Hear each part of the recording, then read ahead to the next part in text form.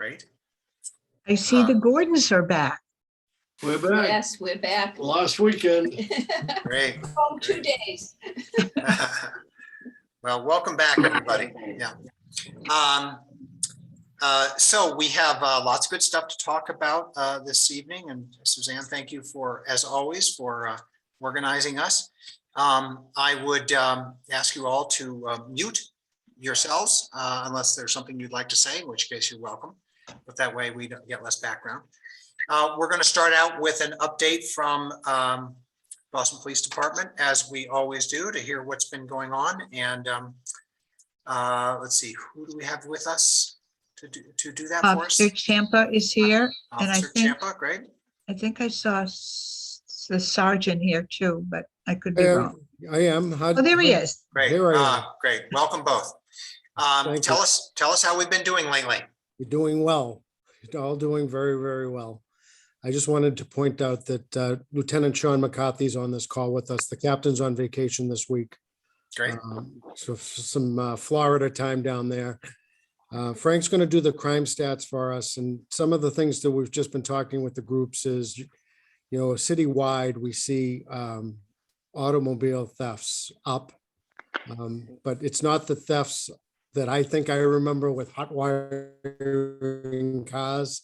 So with these new push to start fobs, you're seeing a lot of delivery guys hopping out, delivering their stuff, and their motor vehicle gets taken. So it's like a crime of opportunity. We would just say to the group and people involved with the businesses of the wharf that if you have delivery or that some type of service or unattended cars, to be mindful of that. But that is a thing that's happening citywide and not just in area A1. Other than that, the weather's starting to break, so that things will start to change again for us with activity.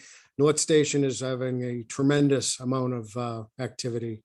So I only expect the parks, the green spaces, and the wharf and the water to get busier than we saw last year. I assume that your definition of activity and ours are different. My activity would be definitely exponentially population. The garden's in full swing. And they have an event almost every night. So we've seen like bigger event crowds, but what comes with that is, yeah, there are definitely a little bit more incidences, but again, that's one of our bigger populations of bars right now that are open. So we're seeing over on that side, just touching the wharf through the north end, is we're seeing assaults, but it's alcohol driven. We continue to monitor this drink spiking thing that's been going on. There hasn't been a lot of activity I've seen. It's still under investigation. That's a good thing. But things are in a good place on the district, and the wharf is one of our better proponents. We're down one of the coldest days. We're down trying to deal with some of the unsheltered people down at Long Wharf. We did move that couple out with the dogs and got them some housing, temporary housing. But I had just seen him back this week, so I don't, it's ebb and flow stuff. It's a very hard thing, but we haven't seen the open. It's been so cold. We were having some tiers problems with people trying to sleep against the building with the Marriott, but we continue to monitor in partnership with our outreach people to take care of those people in need and to try to find them ample services and shelter. But that's all I have tonight as far as we're going to take some questions after Frank, but everything looks good. Frank, go ahead, bud.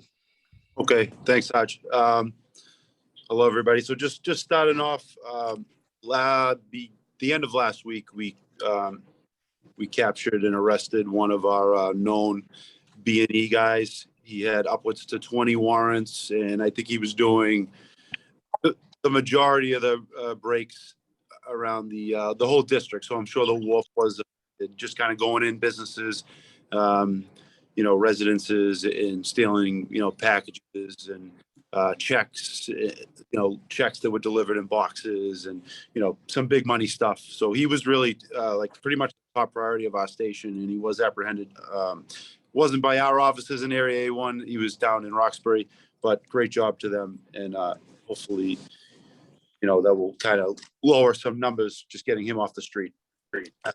First and foremost. That is Jose Fontanez, if you had seen any flyers for him. Secondly, around 1 o'clock in the morning on Wednesday, February the 16th, officers received a call for an assault and battery in the area of Milk Street. Multiple witnesses stated they saw a black Mercedes-Benz pretty much throw the female out of the passenger door onto the ground.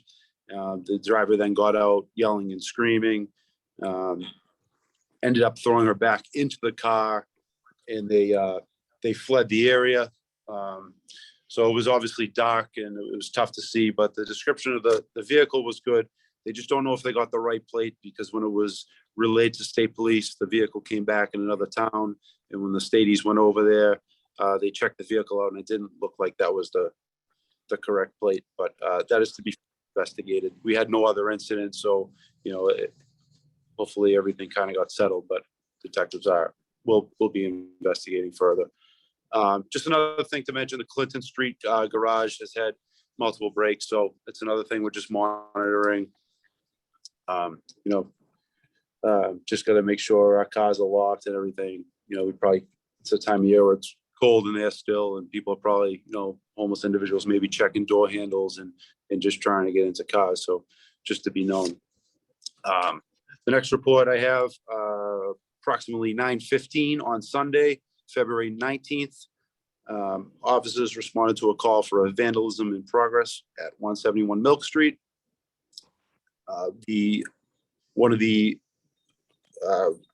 Mr. Cohen, who was a doorman at Coogan's, he heard a very loud noise, looked over, and saw a man traveling at a high rate on a bicycle on one of the Boston Blue bikes.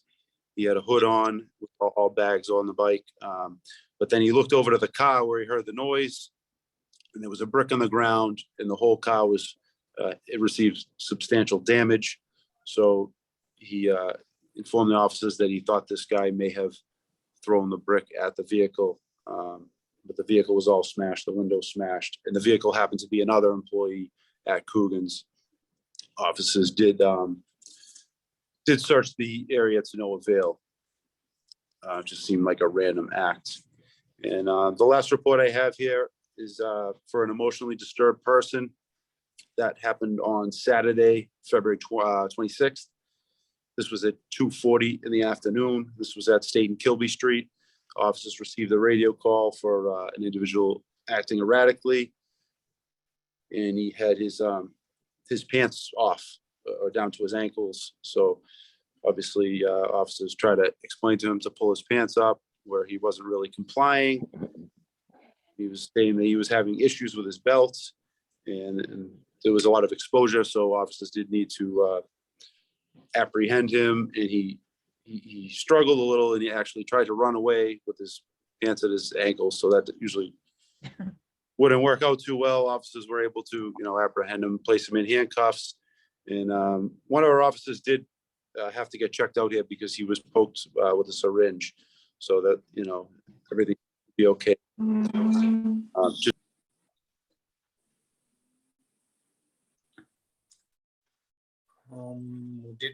I think we lost. Did we lose them? Yeah, I think we lost him. Okay, so. Is that the upshot?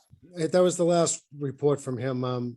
We have some internet issues in A1 on the 5th floor. Okay. The only thing I would follow up with that is the Clinton Street garage. We have a lot of incidents that come out of there, and the captain and I were down to speak with LAZ Parking that kind of manages that property. I believe that property is owned by a New York firm. So we have been in contact with them over the last 3 months since the new year, really, and talked about different things that could be done, because that's a major, not just for commuters, but also on the weekends for tourism. They did put in security at adjusted times, so they have somebody on like the evening and the overnight, but we continue to see problems there. And one of the problems we have with the garage is it's an antiquated video system. My understanding is the garage is slated for next year or at some point in the near future for a renovation. That's what I'm told.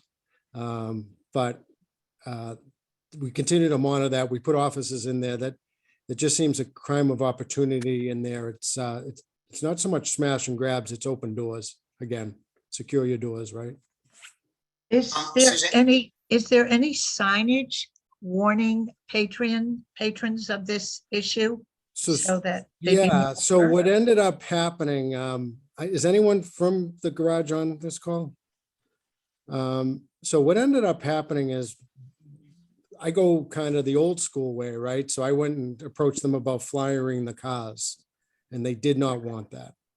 And I can't really private property. I can't force myself. They did put some signage up by elevators, but you know, that's not really working. We're still having incidents out of there, but I continue to talk with them and try to get that under control. Maybe we can have a conversation with them as well. So that, yeah, I think the disconnect is the owner of the property being in New York, I think a Yeah. Manhattan fan base. Yeah. And then Laz comes in and manages it. He's- Sergeant, if you could let us know who you've been in touch with, let Suzanne know who you've been in touch with. Yeah, and- I'll send and you we'll my reinforce that. contact. That'd be That's great. Dave Edwards over there. Okay. He was very nice. It's just. Yeah, okay. Well, What we can we wanna- do? yeah. What we can do better. Yeah, we want to reinforce that. Suzanne, also, there have been, do the Boston Police Department know about the issues that have been occurring with the bathrooms, over the public bathrooms over at the Marriott? They have, I mean, it hasn't been discussed lately, but yes. Yeah, There have been meetings. Right, I had a conversation with Rocco Okay. over there and I wasn't aware of anything recently, but I can touch base with him again. As long as you're aware that it's been an ongoing issue. Yeah, Well, we would, it's been closed, but I Right. think it will become an issue again with the tourist season approaching, so. Yeah. but he's on my list to go down and have a cup of coffee with. Yeah, Good. good. Yeah, well, ultimately, we need those bathrooms to operate. Right. So, and they're required to do so, and they need to be secure and so forth. So if you could let us know if there's anything we can do to help on that. Thank you. Thank you. Any other questions? Sorry Thank for you the very- difficulties. I was trying to exit a phone call and obviously someone called, I exited the Zoom. So thanks for bailing me out. Great. Thank you also, both of you for everything you do. Suzanne, you want to switch gears here and have, Yes. Go For a ahead. minute, yes, we just want to, as I think most of you know, we have a new neighborhood services representative. And I think she's here. I don't see her, but I spoke I'm right with her. here. just- Hi. There you are. Ciara, do you want to introduce yourself and tell everybody? Hi, Sure. everyone. I'm Ciara D'Amico, the new North End, West End, and Waterfront Liaison. I'm happy to meet you guys and hopefully see everyone in person soon. I will drop my email and contact info in the chat in case anyone needs anything, just to reach out or to say hello. Thank you. And if you do need to reach her and you don't have her information, get in touch with me. I can certainly connect you, so. Yes, thank you. thank you, and you're always welcome, and we look forward to your participation and assistance. Thank Thank you. you. I would also say that we've already met, we've already forged our partnership, right? Sandra? Yes, we have. So the captain and I were over to see them, the liaisons in the 311. Maybe I'll talk about this for a few seconds. We went over to the 311 call center where all your 311s go. I'm happy to report that we have the most antiquated system in the world, but there is a new system coming. Oh, good. One of the problems with this current system is the database isn't searchable. So if we use the wrong address for, say, the bathrooms, one person uses a certain address, the Marriott's address, and then they don't ever get combined unless you look at those files separately. So a lot of problems for us. One of our biggest is the North Washington Bridge. So it's a series of complaints, but it's hard to figure out how many complaints about the bridge to give to the state because it's unsearchable relative to address. But there is a new system coming, I'm told. Good. That's great. That's great. All right, we're going to have Barbara Tellalian talk us about the Armenian heritage sculpture, I do believe. Is that correct? Well, Mark, yes, thank you very much. And Suzanne, thanks very much for this wonderful opportunity. I see, it's wonderful to see so many familiar faces. Thank you. Join us on Sunday, September 3rd, beginning at 7:30, when the annual reconfiguration of the abstract sculpture will take place.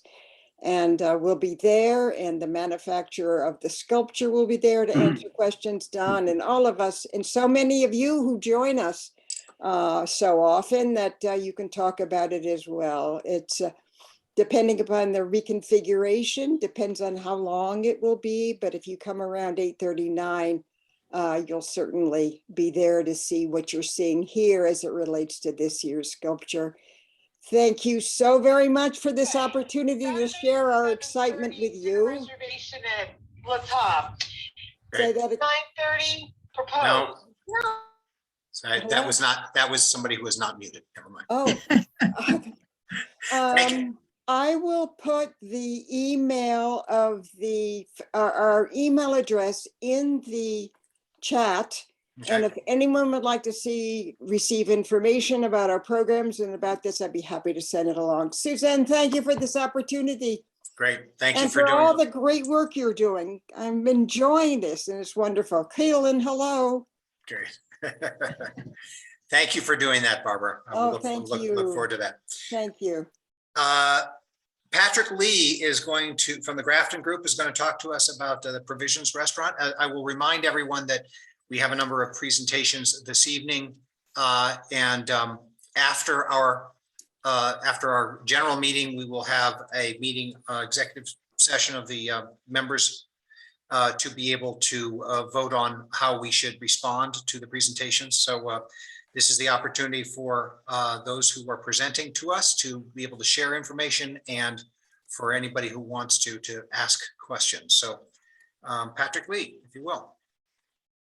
Hi, how are you? All good. Well, Patrick, Thank you for getting me on the agenda on such short notice. We would like, my name is Patrick Lee. I own State Street Provisions, which is on the corner of Atlantic Ave and State Street. State Street Provisions has been open since December of 2015. And we're here tonight to ask for the council's support on having music for our guests on our patio seasonally for the spring and summer. We're excited about the spring and summer ahead and the visitor season, and would like to provide this for our guests moving forward. The music would only be during kitchen hours, and it's only at a conversational level. It's something that Kitchen hours are kitchen hours. Yeah. So the hours currently would be 11 a.m. to 10 p.m. And on weekends, the kitchen's open a little later, till 11 p.m. So the music would be at a conversational level. And really, unless you are directly in front of the restaurant, either on Atlantic Ave or on State Street, you're not going to hear this music. It's not at a level that's going to carry even to the other side of the street. Is the intent that it's on is it amplified?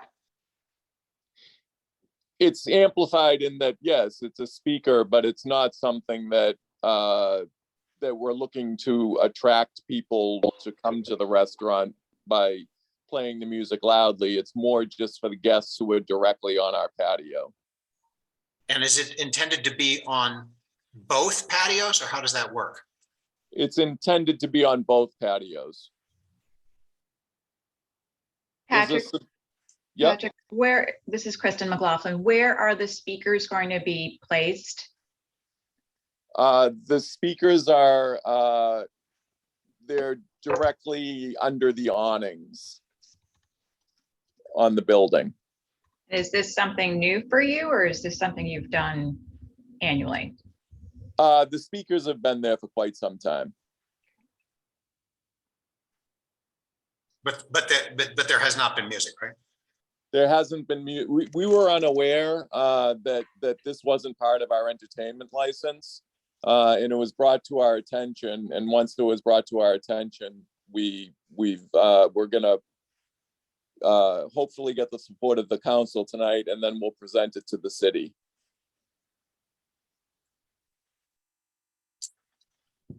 And it's just music played on a Spotify account. It's not a live band or anything like that.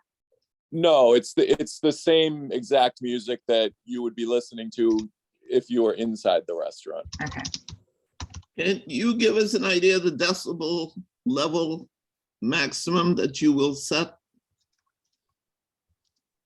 I honestly don't know exactly what the decibel level will be, but I would say that if you were across the street in front of the aquarium tea stop, you probably wouldn't be able to hear the music. It's really about just the people who are sitting in front of the restaurant, and the music just sort of ends there around the end of the sidewalk or middle of the street, I would say. I would suggest that you set a decibel level. A lot of younger people, because they have constant music blasting in their ears, they have some hearing deficits. I mean, this is well known. I'm not making this up. And consequently, they're used to louder music, and I can see patrons asking for the music to be turned up. So I would suggest that you say we have a maximum decibel level of whatever. Yeah, I do believe, Marcel, I think that there are sound ordinances that address this, and we would like to, Patrick, ask you to confirm your intended compliance and familiarity with those sound ordinances. And it may be that, I mean, it's a very noisy spot. So it may be even hard to monitor, but I think it's important that you be aware of what those are, and that you state your understanding and willingness to comply with those, so that whether it's, if it's a very noisy spot, so if the only way for people to hear it is to turn it up really loud, despite your assurances that others won't hear it, that's a quantitative thing, not with as much specificity as I suspect that we're going to want. Anybody else have any other questions or thoughts? I have a comment. I did not hear music when I walked by, but I did notice that the speakers were facing out. They were on poles where the awning is in the patio area, but the speakers were not facing in, they were actually facing out on the poles. Is that correct? Yes, you are correct. I think the reason we have them that way is because if you do point them down, it goes directly on the people who are right below. Whereas if it points out, it'll just sort of shower the whole patio area. And it actually sort of dissipates, I would say, more quickly because of that as well. I'll certainly look into the decibel level. I think the decibel level, it's not something that we're going to be approaching. So it's certainly not something I'm going to be worried about, but I'll certainly look into that and confirm that we're going to be well below that. Great. If you could follow up with that, that would be great. Yep. Other questions from Mr. Lee?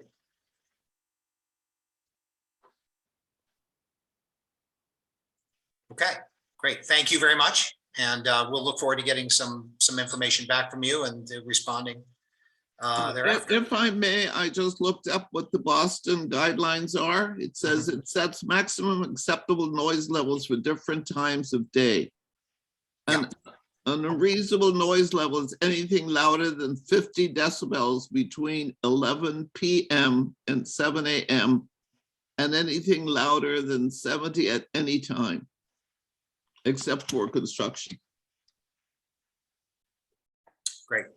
I'll commit to being lower than 70 all the time. In all Lower, yeah, in all fairness to Patrick, we should also look into what the bar down on Long Wharf is doing, which is owned by the BPDA. That decibel level is certainly higher than 70. I mean, you can hear it over at the Marriott. So if we're instructing this Patrick to follow these guidelines, we should follow Sure. up with the Sure. other folks as well. absolutely. I Absolutely. think we should ask the BDA to follow their own guidelines if they're exceeding that limit and not allow another person to exceed the limit. Yeah, I agree. yes, agreed. And agree I would myself. say, you know, that the music level that we're looking to achieve is just so that, you know, the conversation next to you, you're not able to hear. So the music is just going to be at a conversational level. It's not meant to go over the conversation, but it doesn't want to be under the conversation. So to a certain extent, you're having music and conversation that are intermingling. And I don't think the two are going to be distinguishable from each other if you walked by that patio at any time. Okay, well, we'll thank you for that, and we'll make sure that our response is confirms what you've committed to there. Thank you. Any other questions for Mr. Lee? No? Okay, Alison Lies, if I pronounced that correctly, from Gazette Horizons, is going to talk with us about the Marketplace Center at Quincy Market Project. And I think that you can, we also have Thomas Mannion from Councilor Murphy's office. Thank you very much for joining us. Thank you for having me. Let's see, is it Alison, do you want to share your screen? Sure, that's terrific. Give me 1 second to get this up. And can you all see now? Yep. Perfect. As Mark mentioned, my name is Alison Lies. I'm the Chief Investment Officer for a company called Gazette Horizons. We are new in name, but not new to real estate. Our predecessor was a strip center retail REIT started in the 1980s called Equity One. We sold Equity One in 2017 and started investing in a couple of cities on the East Coast, Toronto, not really on the East Coast, but Boston, New York, and Miami. And we're here today before you for an informational update on the redevelopment of Marketplace Center, which I'm sure most of you recognize. It is the 1980s project at the tail end of Quincy Market and Faneuil Hall, excuse me. Just for reference, in the Wharf District, we are the tippy top end of what is considered the Wharf District. For fun, and because I enjoy going down rabbit holes, we spent a long time really understanding the site. I live in Boston. Actually, I live in the suburbs. I'm from Boston, and what I remember is this. It was the parking lot, but before it was the parking lot, it was part of the Markets District. It was a dairy factory, an 8-story building, which, you know, at one point was multiple buildings across, and then, you know, as part of urban renewal, became fewer buildings and ultimately became the parking lot. What is built today was really the last piece of the redevelopment of Faneuil Hall by the Rowes Company and the Faneuil Hall Marketplace in Quincy Market. It was the last site in this urban renewal. And when it was really built to basically turn you around. We think of it as the cul-de-sac, and it was built as 3 stories to kind of continue the pedestrian experience of the North and South Halls and Quincy Market. But it still was intended to be a walkway to get to the waterfront. So there is this passageway between, you know, the 3-story buildings, which takes you to the waterfront. We own the retail condominium here. It's a little bit of a puzzle, but there's a garage below which belongs to the office tower. This piece here, which is the north side of the site, is a 3-story building, which is retail and office use. And then our portion of this building is 2 stories, which is retail, which goes all the way down Commercial Street, really to the corner where the aquarium tea stop is. We have a shared loading dock, which is this side of the building here. And then we have some shared building systems. So as I mentioned, we bought this building in 2019. The idea at the time was that it was fully leased and we would collect rent, and it's a great neighborhood, and we would just continue to let it be what it is and figure it out in 5 to 10 years. COVID really changed that for us. We lost tenants. We had tenants that went through bankruptcy restructuring, and we have a lot of vacancy now, and it created this sort of perfect storm of both opportunity and a little bit of turmoil at the project. It's no surprise to anyone on this call that Faneuil Hall and really tourism in general in Boston has probably taken the greatest hit from COVID, and it just really hasn't recovered in the same way. So about 1.5 years ago, when we started losing tenants here, we started thinking, okay, maybe it's time to reposition this now, as opposed to waiting another 10 years till retail leases to expire. And because it's non-historic, because it's 1983, I know it's almost 40 years old, but we really felt like we had an opportunity to reimagine it. So I'll just show you some context images for those that don't remember the project. I spent a little too much time there, so I know it a little bit too well, but we have these covered arcades on both the first and second floor. We have the canopy structure, which has pedestrian bridges across the second floor. In the summer months, we have kiosks that are out in the Compass Rose.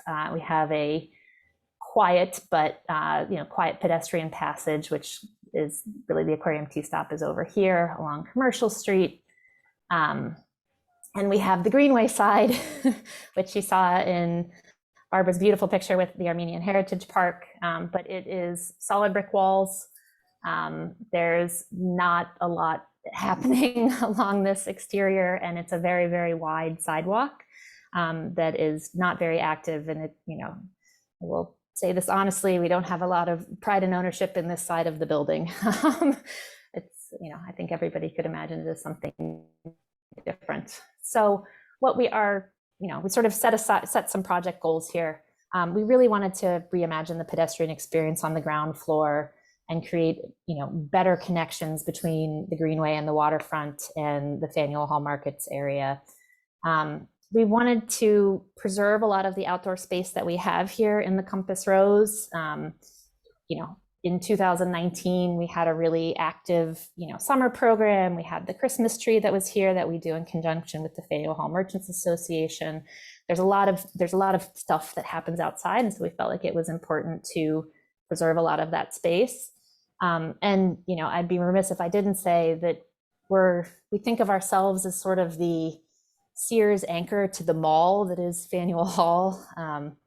And while we're a relatively small piece, our project is about 62,000 square feet as it exists, and Faneuil Hall is over 300,000 square feet. We're very visible. It really is an anchor space, and so we're really trying to reimagine it. The other thing is we're very cognizant that it's a 40-year-old building. It was designed, to have a lot of heft and a lot of bulk, really to turn people around. And we're trying to sort of look at new ways to think about it. Another piece here is that we really need to address accessibility around the site. All of the cobblestone, all of the changes in grade, there's a lot of work to be done here. And then, we have to be, responsible. And so we want to do a project that is environmentally conscious, that's sustainable, and that addresses the resiliency issues that I know your organization is working very hard to look at measures. But we own projects in Miami and other flood-prone markets, and we've seen it happen, and we know what happens to ground floor retail, and we know what happens to uses above if we're not thinking through these. So we'd love the opportunity to do this now while we can. So this is sort of what our goals for the project are. And really it's to create vibrant spaces. And part of that means that we have to make a significant investment on what's on top. So we can't do everything on the ground without building something on top to make it feasible. So what we've designed is a 7-story addition, which I'll show you in some future images, on top of the existing 3-story structure.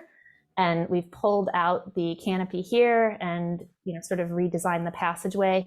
I will tell you, we've had several meetings. I'm not a design by committee, but we designed the building with our architects to reflect the Greenway architecture as opposed to the Quincy Markets architecture. And so we are rethinking some of the images and imagery and what this ultimate project will look like and how it will interact with, sort of the historic neighborhood that surrounds it.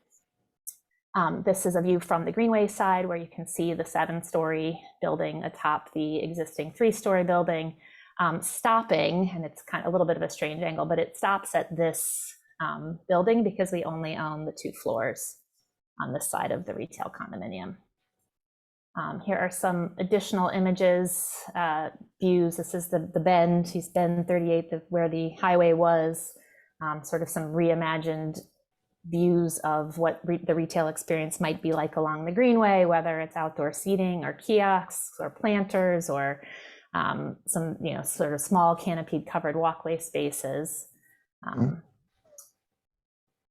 This is the site plan. So the red dashed line is the existing exterior building.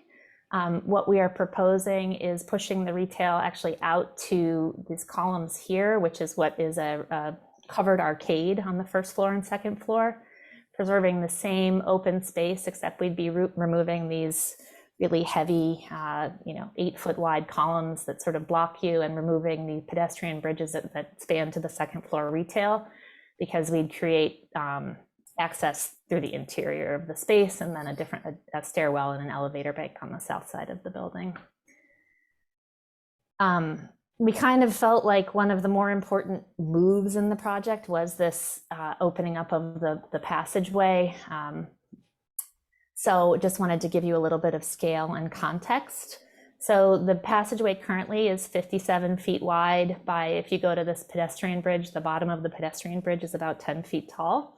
The existing structure, I believe, is 38 feet tall to the tippy top, but don't quote me on that. I'm having a little bit of night brain.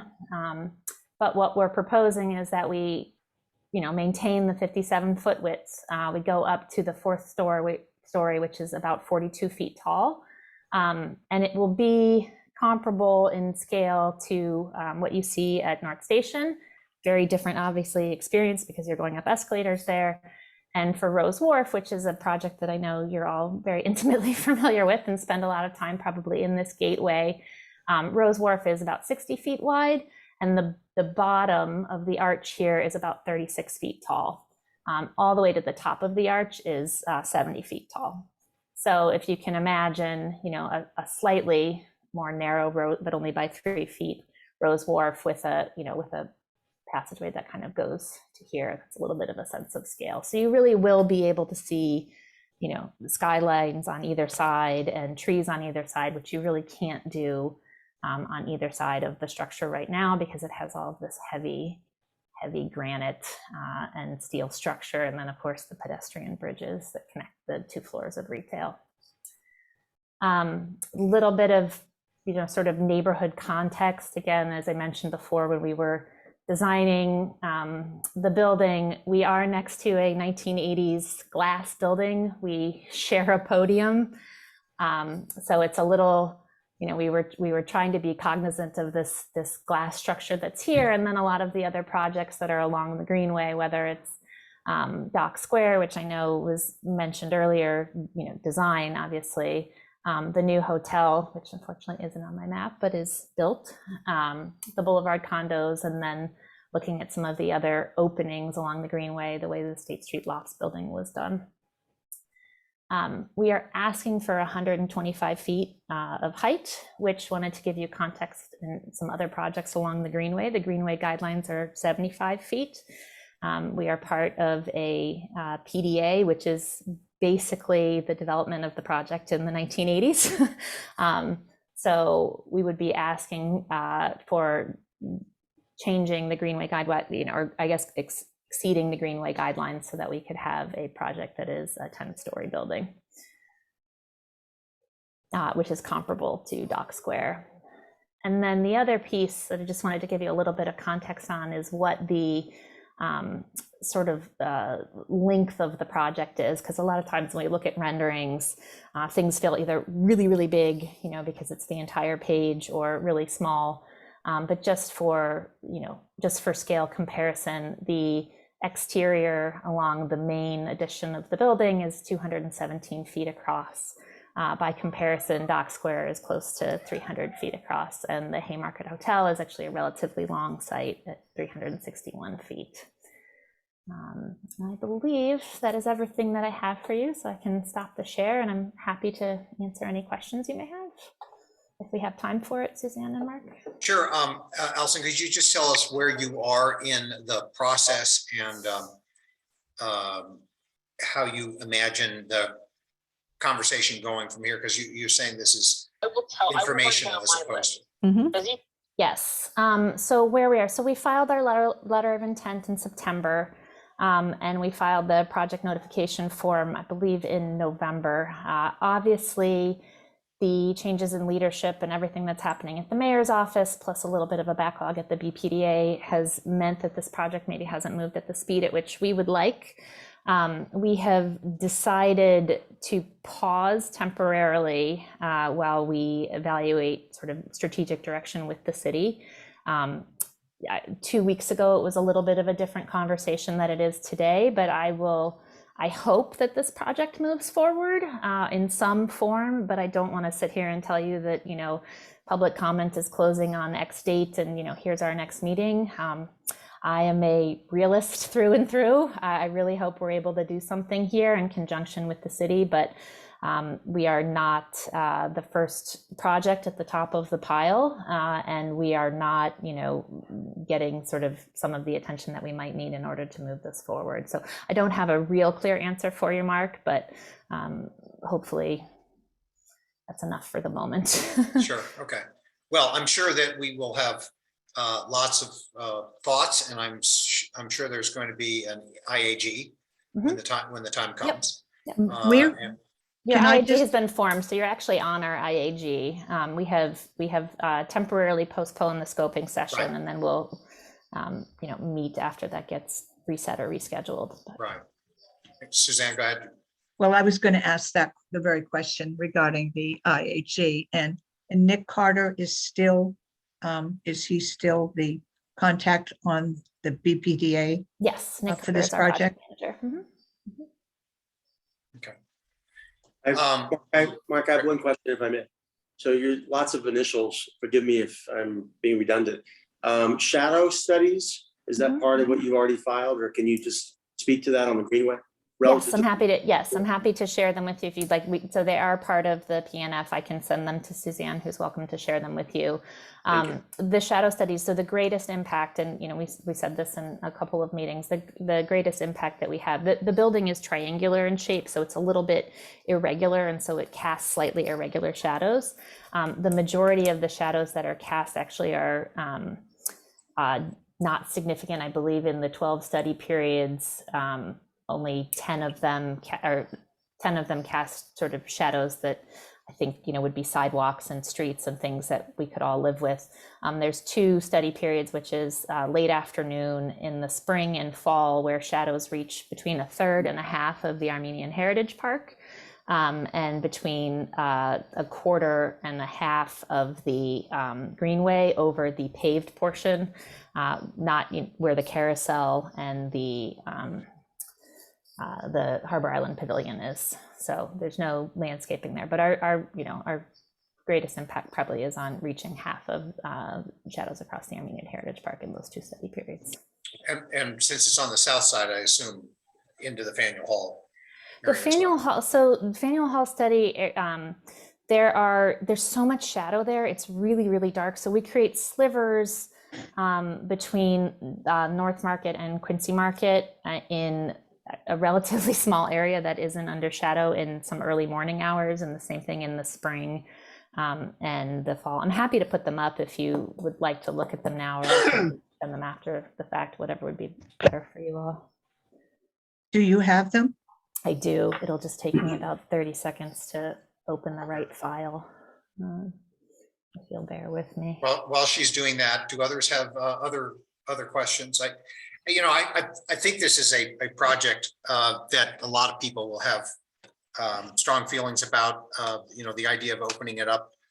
The ground floor is terrible, as you say, so that's going to be a positive, and the height is obviously something that people will have some issues with that we'll all want to talk about. But our hope is that there will be a process when you're ready for us to be able to share our thoughts. Can you just remind, you're going for how many feet, and what is the Greenway guideline?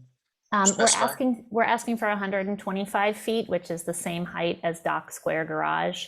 The Greenway guidelines, I believe, specify 75 feet, but the challenge that we have with this project is that we do not own the garage below. And in order for us to create a structure, essentially, probably too much information, but in order for us to create a structure that's above the existing 3-story building, or to potentially demolish it, it's not feasible for us to be at 75 feet. That north building has about a 10,000 square foot floor plate.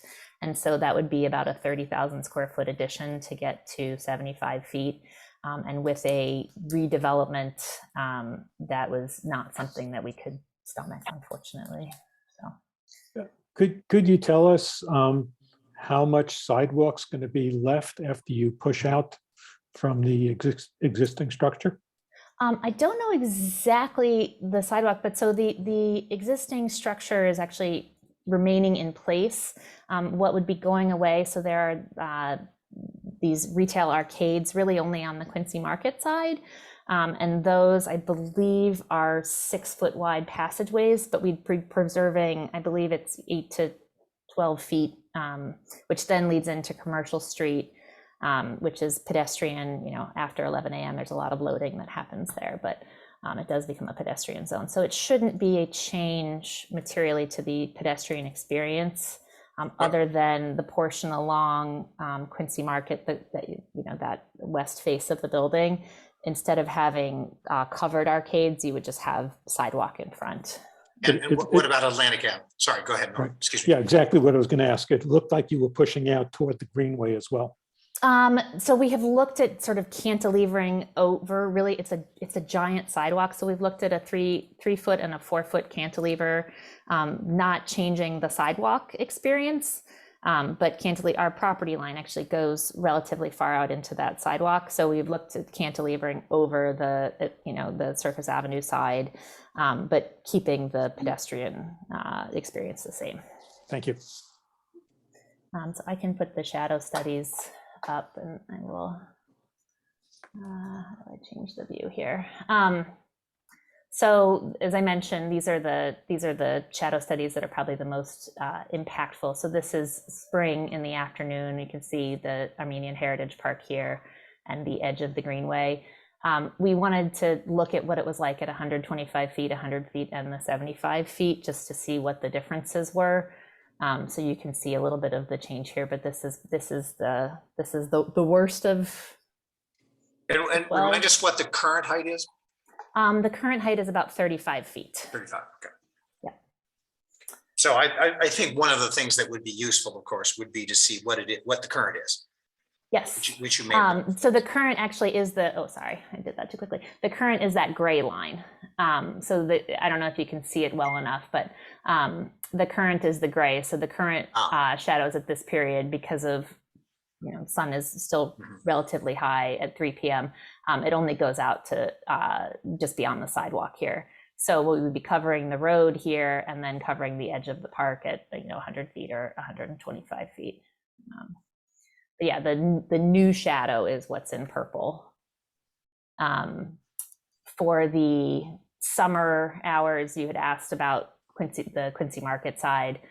So the new shadows, and most of this actually is rooftop. The new shadows is a small portion, which is kind of a little bit beyond Starbucks here on the ground. And then we don't have, as part of the shadow studies, they couldn't figure out how to incorporate the existing steel structure that's there. It actually creates a lot of shadows, but because it has a lot of glass, it wasn't quite right. So the shadow that is here, actually a lot of it is actually already here. So the compass rose here is slightly changed, but not materially. The noon shadow is pretty short in summer, so you won't see much of a change. The summer studies, so this is the 3 p.m. shadow, and this is 6 p.m. So this is the part where we impact the Greenway the most. Here's the carousel. Here's the Harbor Islands Pavilion. So, late evening or early evening, I should say, in summer is where you'll see new shadows across the Greenway. Moving into autumn, again, this is all rooftop, with the exception of the small portion in front of Dock Square Garage, which is where the loading will be. So there's sidewalk and loading, new shadows in the morning. In the fall study period, in that same fall study period, we just get to the edge of the park and the opening, the I-93 South right here, but it's all roadway here. The 3 p.m. shadow in fall, which is what I mentioned before, covers sort of the other half of the park and the carousel that's here. We did the same thing where we looked at what it would be at 125 feet, 100 feet and 75 feet. And this one's probably the biggest change relative to the height. And then the last one, because there's still sunshine in fall at 6 p.m., was the new shadow across, which for the first time reaches Christopher Columbus Park. So it's the edge here, and then you get to the water. Shadow is on the water. It's a little strange to look at. In winter, the shadows are relatively short. Winter in the morning, it's all dark here, so there's nothing new. We would reach across the parcel 12, bits of parcel 12, almost all the way to the other side of Surface Road here at Cross Street. That is not vegetated. And then in the late evening, it's an additional sliver of shadow amongst what's already a fairly dark and shadowy time of day. Is that helpful? Yeah, that's great to see. Thank you. And Brad, thank you for asking that question. Alison, could you share with us what the program of the building is intended to be? Yes. So the ground floor on the north side of the building is intended to be retail, which it is currently. And in the south wing of the building, the first 2 floors of retail are scheduled for retail. So that is where Gap is currently. And then that's the Banana Republic and Loft. So all of that will remain retail. The second floor on the north building through the 10th floor, the second floor is currently vacant retail, and the third floor is soon to be vacant office. It's where the old ice bar was, but it was converted to office space. Those are programmed for office use currently. So we'd be eliminating about 15,000 or so square feet of retail in total. Other questions? Quite a very interesting project for sure. We will look forward to having, you're not asking from us for anything at the moment, right? No, I appreciate the time and being able to give you an informational update, and I will certainly let Suzanne and you know how the project is progressing and what next steps may or may not be. Great. Thank We appreciate your time. Thank you very much, Alison. Thank you, Alison. Thank you. Question, can we ask what their timeline is? Do you have a timeline at this point, Alison? We don't have a timeline. I wish we had a timeline. We don't have a timeline. Okay, great. Thank you again. Keelin Caldwell is going to tell us about what's coming up with the Greenway. Hi, yes, thanks, Mark. Thanks for having me. I am just going to share my screen.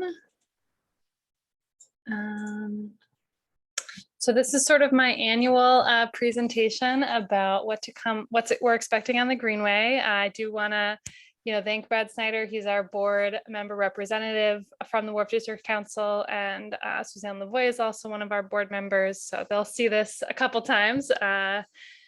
And in looking back at sort of where we have been the last two marches, it feels great to be here where we actually know what we can do and have been able to plan this winter. So really my purpose today is to sort of just build an understanding for what's coming next year and answer any questions you might have on any of the programs I'm going to cover, but it is a lot. So I'm going to sort of go fast. Last year, ended up being pretty successful when all the sort of outdoor COVID restrictions lifted in May, but again, was definitely shortened planning season. So we still had about 320 programs on the Greenway. We normally have between 400 and 450. So building back up. Another sort of highlight of last year was that we did partner with we got specific funding from the Greenway Business Improvement District to do a Rediscover the Greenway performance series. So that had about 50 plus programs, performances, movies that happened from August through December as sort of a way to welcome people back to downtown. And then looking forward to 2022, I'll start with sort of like major areas. So our Greenway Carousel, all the characters are currently being refurbished. So if you've peeked behind the sort of covering for the winter, they were all gone. About half of them came back actually yesterday or today. And the rest will be back soon. So typically we open in mid-March, but we're pushing that out a little bit to early April to account for that sort of major project that needed to happen. And it looks like we're on track to definitely be open by April school vacation week, or maybe even the weekend before, to do sort of a soft opening. And then our hours sort of have, as in the past, in May, we start to add in all the weekdays. In June, we extend the hours a little bit later, and then we sort of step back in the fall. Our Greenway Artisan Market is back with Somerville Flea again as our partner. They did a great job last year. That will be Saturdays again, starting May 7th. They're bringing back first and third Sundays, which we had before COVID as well. And then they also are going to be piloting or hoping to pilot some night markets. So these would be Friday evenings, like 5 to 10. Just 2 this year, sort of late August, late September. They would like that to sort of highlight some of their vintage vendors that they have at some of their other markets. They're hoping to have sort of like light acoustic music and some food trucks. So that would be kind of an exciting thing. Night markets is definitely a park trend that we haven't explored too much yet. So that's what's going on with the market. Trillium, this timing of this presentation is great because they are going to do a pop-up this weekend for St. Patrick's Day. So you will see some activity tomorrow morning as they sort of load in some temporary structure, like fencing. They do need a water sort of storage device to be able to run their bathrooms. So you'll see that come in, a water tank. That'll just be for these 3 weekend days, and then they'll be back for the season a little bit earlier, starting with the sort of pre-marathon weekend, and then they'll sort of roll into their operating hours. So I've listed those here. I will also send all of this information afterwards, so you have it.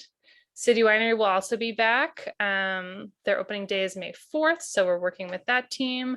And sort of in line with best practices for our nonprofit, we will be running a new request for proposals process this fall for all of these spaces. So Trillium, City Winery, also the Boston Calling Block Party evenings.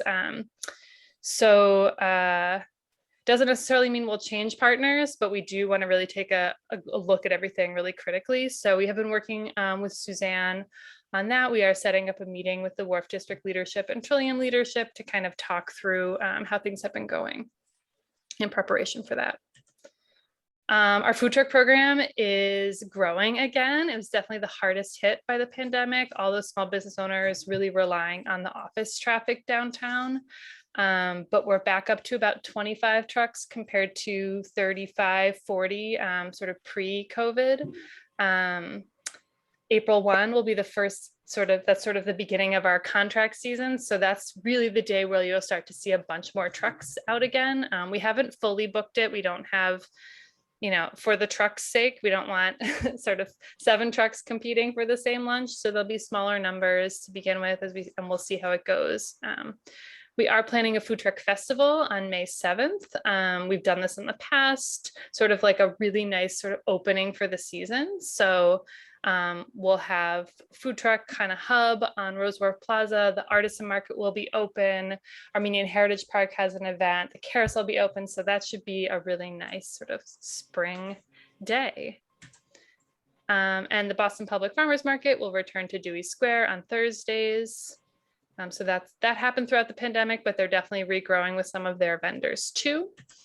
And then I'll sort of move into our special events this year, which again, we have some really exciting partnerships. It feels like it really is reflective of the diversity of the city. And I'll just sort of move chronologically through those. So Let's Dance Boston with Celebrity Series is returning. This is very exciting because this is supposed to happen in 2020 and then 2021. They were here. They've been on the Greenway 2 other times. They're going to go back to their Rowes Wharf Plaza location, which is where they were in, I believe, 2015. 5 nights of free dance lessons with sort of a nationally renowned band playing. And then after the lesson is sort of open dancing. So that's all coming together. The nights sort of in order will be East Coast Swing, Mambo, West Coast Swing, Salsa, and Garba, which is sort of a group-based Indian dance. So that'll be on Rowes Wharf Plaza. The Boston Youth Pride, organized by Bagley, will be coming to the Greenway. This was supposed to happen in 2020, and that was the first event that kind of fell when COVID started. The parade is off the Greenway, but the parts on the Greenway, there will be a little, there'll be a stage with sort of rotating acts, and there'll also be a lot of info booths sort of for people to connect to resources. So it's not really vendors, it's more like informational booths. That'll be on May 21st. The Boston Music Project, which is a partner that we've worked with a lot, especially during that Rediscover the Greenway series, they work with the Boston Public School to provide additional sort of music support and lessons to a variety of kids. They're going to be having their block party on Rowes Wharf Plaza from 11 to 2. In June. That's really just showcasing their different programs and teaching artists and lots of what I assume will be adorable children performing music. Our own major fundraising event is also in June, so Gala on the Greenway. This is an exciting year because we will be moving the location from Rowes Wharf Plaza to the Rings Fountain parcel. First time doing that. Can't really imagine a more beautiful backdrop than the Rings Fountain lit up at night. So we're really excited for that move. It will be cocktail style, all under one tent. We'll have a live dance performance. So I know many of you attend that. We hope to see you. And then the following evening, and this is sort of the layout, the one tent, food tents. It will sort of take over that parcel for the setup, but we'll keep the Rings Fountain open for all except for the hours of the event itself. And then the next night is Glow in the Park. That's our Young Professionals event that's been really successful in pairing it with our gala, as many of our sponsors are looking for sort of both things, the gala experience, but also an opportunity for young professionals. So that has a live band, our food truck food. There's also the day before the gala on June 10th. If we can find a good partner, we sometimes rent that tent out. It's the only time we do that on the Greenway to help cover the costs of the tent, which are quite high, especially in the COVID era. So our sort of good friend, good supporter VHB will be using the tent the day before for their annual stakeholders meeting. So it's a daytime event. So you'll see that happening as well. Coolidge Corner is returning, so a lot of different markers of like maybe we're getting back to normal. They'll be in their same location for 3 nights, just like they have in the past.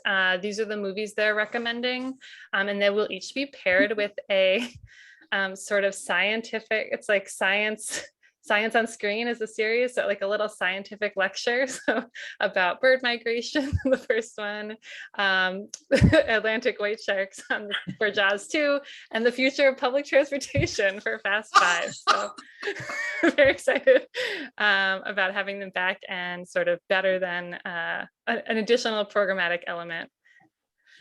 Boston Lyric Opera Street Stage was something that came out of COVID. So sort of this portable stage where live performance could still happen safely outside. They're still touring that, so they would like to come back. That'll be June 17th in the evening, 5:30 to 7, and then the 18th, 1 to 2:30.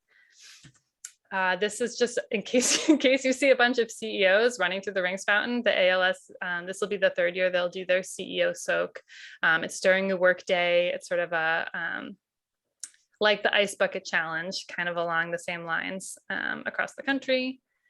Boston Dance Theater will also be coming to the Greenway this year. They have funding from the Jewish Arts Collaborative to bring a dance that's featuring the music of Yoni Batat, who's a Boston-based composer, to a public space. So they would like to do this at/in the Rings Fountain. So that'll be coming in June.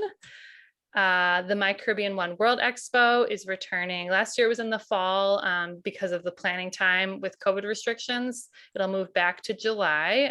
They have a variety of vendors, musical performances. I did want to note that they had a new sound vendor last year, and us and them both agree that the volume was too loud. So we are working on that to have a better plan. But this is definitely an event organizer and an event that really loves being in this space and bringing sort of this culture to the waterfront. Boston Green Fest is going to return. That's their 3-day festival.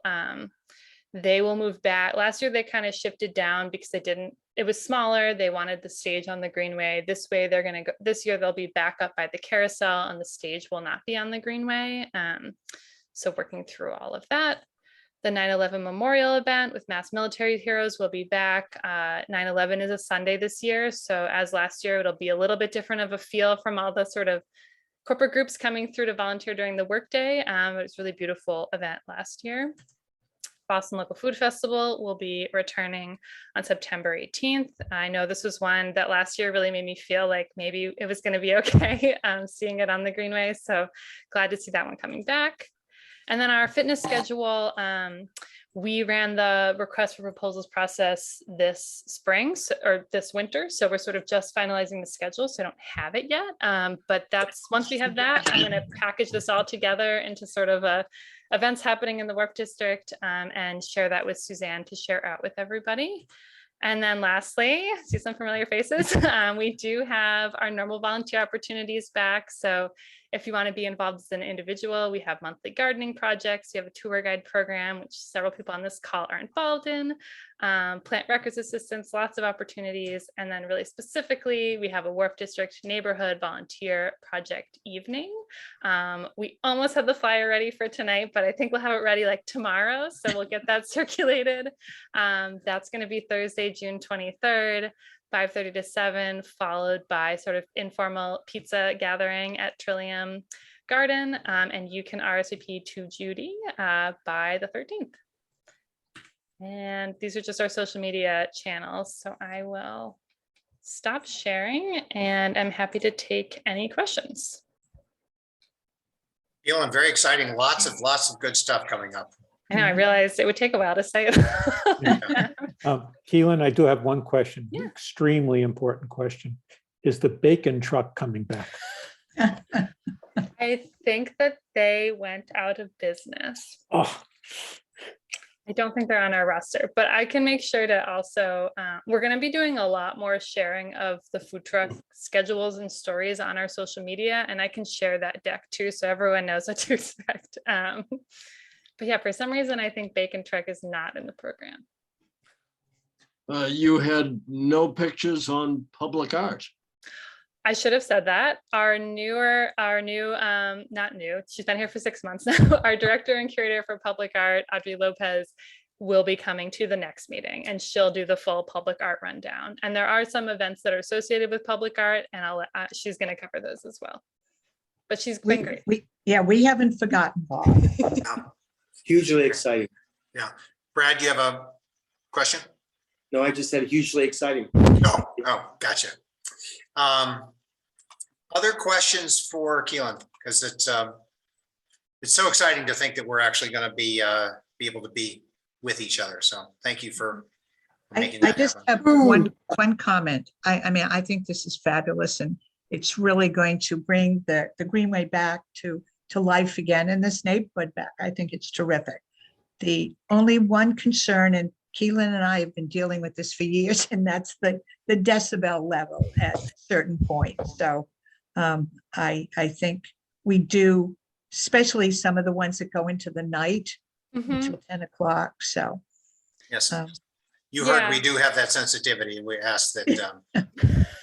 Yes, I feel you, and I've been the one on site many times asking for, but we did talk about that, as a team more this winter. We have a better decibel meter that we'll bring with us. We're talking more to each partner about it, and I'll also make sure to the week leading up to these events, just make sure to let Suzanne know to give everyone a heads up again as a reminder that one of the events that's like later into the evening having performances, just so everyone has the heads up. Terrific. Thank you again. I think next on our agenda is a presentation by Josh Zakim for the Vinyl Roots application for a cannabis dispensary at Quincy Market. this is just an informational meeting. He is not asking for any kind of a letter on this. So does that occur at a different stage? It would, yes.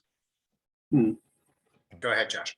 Thank you, Mark, and Suzanne. Thank you for coordinating this. If I have the team here, but if Victor Chang has a slideshow, if he can share his screen. I don't know who has control of that. There we go. Thank you. So as you just heard, my name is Josh Zakim. I'm working with a really phenomenal ownership team. You're about to meet some of them. Our presentation is going to be made by Victor, who you just saw, Eric Lawrence, and Mike Bivens.